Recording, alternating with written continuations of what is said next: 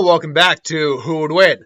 I got a little bit of positive feedback on this style of Who Would Win, so I'll keep it in this style. You'll still see me here. You can still see me act out the battle if you so choose, but you'll now get the characters in there. And you, Luke Slagter, if I got that name right, it was like Slaughter or Slagter, asked the question: Who would fight, Pennywise versus? Oh wow, what was his name again?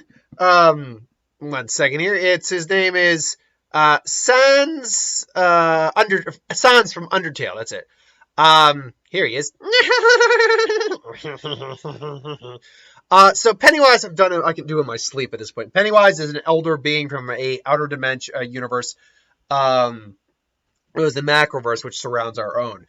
By all accounts, he is an immortal entity. His true form is that of the Deadlights. These glowing lights that will drive any normal mortal insane. Our brains essentially can't process what Pennywise really is. It's kind of Eldritch Cthulhu, H.P. Lovecraft, Lovecraftian, if you will. Cthulhian, if you will. In nature. So our mind will either die or go completely insane, then die if we stare too long. But generally speaking, he can take whatever form he wants. Generally, he prefers Pennywise the Dancing Clown. He has pretty much as many abilities as you can think of. He has telekinesis, telepathy. He has reality warping abilities. He can basically know exactly what you're afraid of and manipulate you in that fashion. He's durable as hell. Like I said, he can't truly be killed. He can be defeated. And there are scenarios where I'm guessing he could die. But like it's implied, the Losers Club actually killed him at the end of the series. And in the movies. And in the miniseries as well. It's implied in other Stephen King novels that, because of the expanded lore, that's not the case. So, was he defeated? Absolutely. But he was not killed. And he can shapeshift as much as he wants. Into whatever he wants. That being said, though, he was still defeated by a bunch of 12 to 13-year-olds. That's the thing. If you're in a group, banding together is a good way, and then basically overcoming your fear and then projecting your confidence and lack of fear onto him is a good way to defeat him. Also, just not being afraid of him would be enough to at least weaken Pennywise, and then whatever abilities you have that might be able to hurt him could work. Now, in the original book, in the original series, the Ritual of Chud was the only thing that could honestly defeat Pennywise. But at the same time, I always have to preface this because I've heard people say the only way you could beat him is this. Yeah, in the novel and in the movie. And spoilers if you haven't seen the newest one, that didn't work. But in the novel, sure, that's how they beat him. But that's only because that's all they had available to beat him. There's probably, because the turtle, for instance, which is a natural enemy and is a being of similar power and couple, he's a being of consumption, gluttony, corruption. The turtle is a being of peace, love, and creation. So they're comparable in power, but not quite in the same level.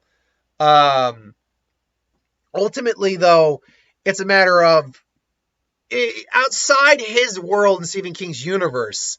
Outside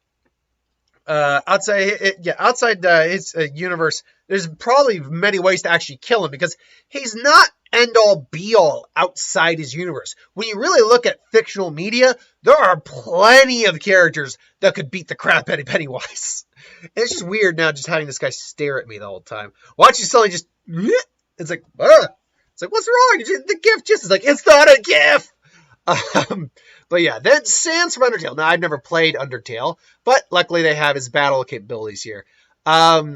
Basically, Sans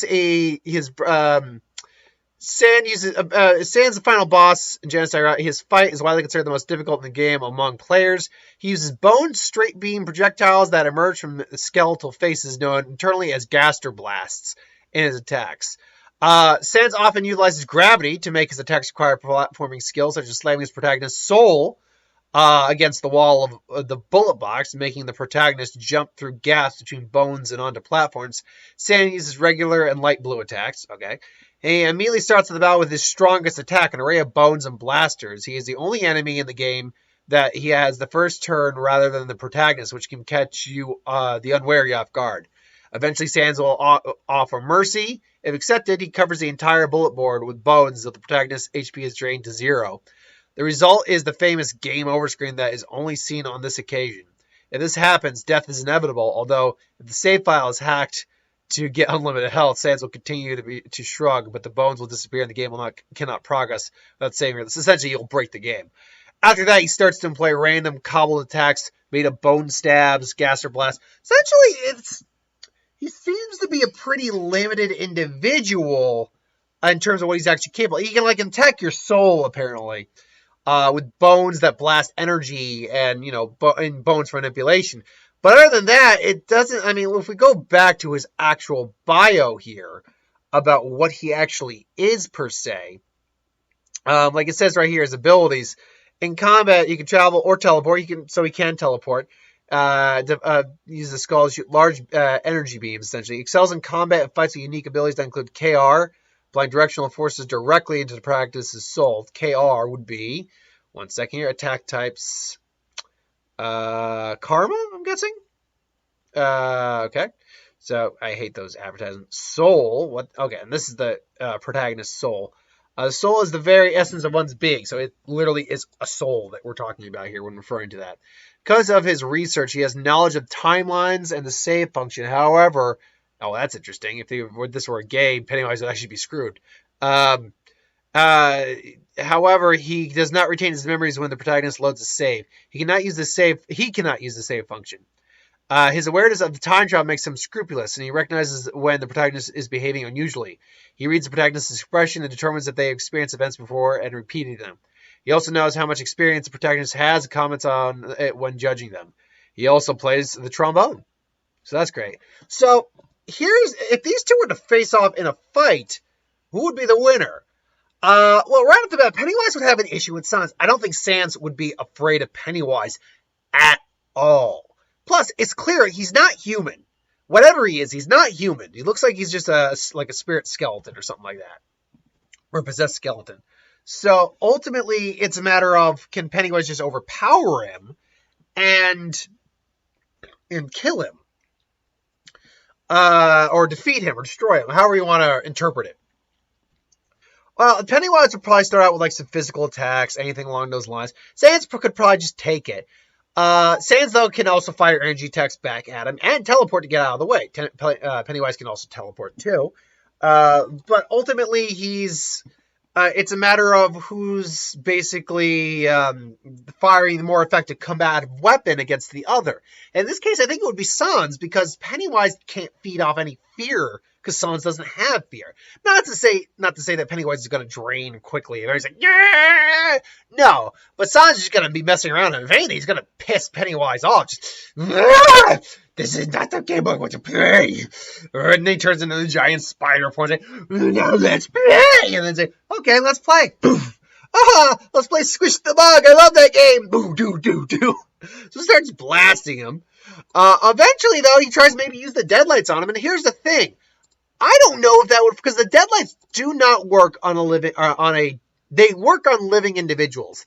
They do not work, he's a short skeleton with a dimpy smile, meaning he's a skeleton. He's undead, which means that in glowing eyes, fatal, overworld, hello, ultimately it means that, it doesn't work on the dead or the undead, which means the deadlights do not have an effect on Sans, who would probably just blast one of the lights, and that would seriously hurt Pennywise, because that is his true form.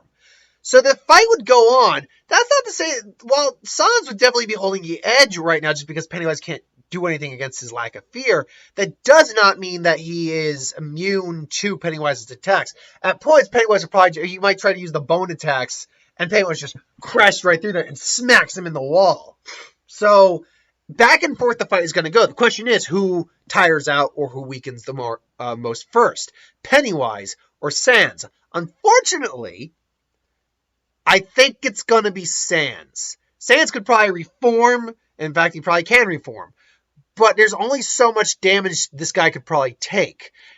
And now, Sans can actually target Pennywise's actual soul, his essence. So that is something he has over Pennywise. The question is, will Pennywise be able to overcome the attacks on his soul from Sans? And the answer to that is, I do believe yes. If Sans were a more powerful type of being, I think that would be a different answer. I think Sans would overwhelm Pennywise between being able to attack his soul and being unafraid of Pennywise. But the problem is that ultimately Pennywise is still a cosmic being in some regard, and it's just a one-on-one fight.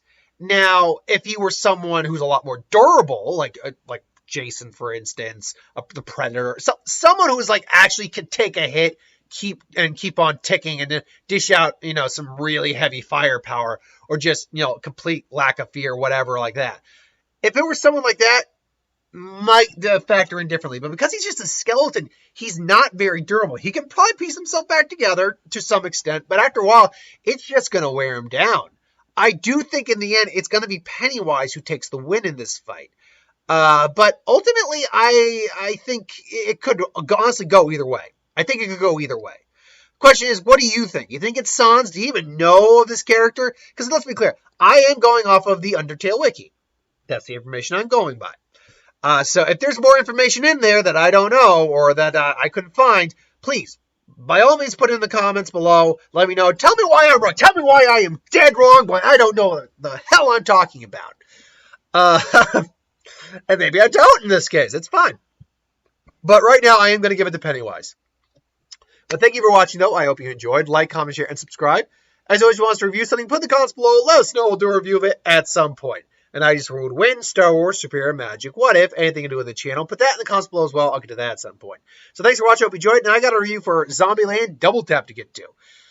On Debate, I'm probably not going to do the reaction to the Schmodown today. I might save it for tomorrow. I was hoping to get Carrie in on it, but unfortunately it doesn't look like she's going to be able to join me for this one. Until then, though, thank you for watching. I hope you enjoyed, and I'll see you next time.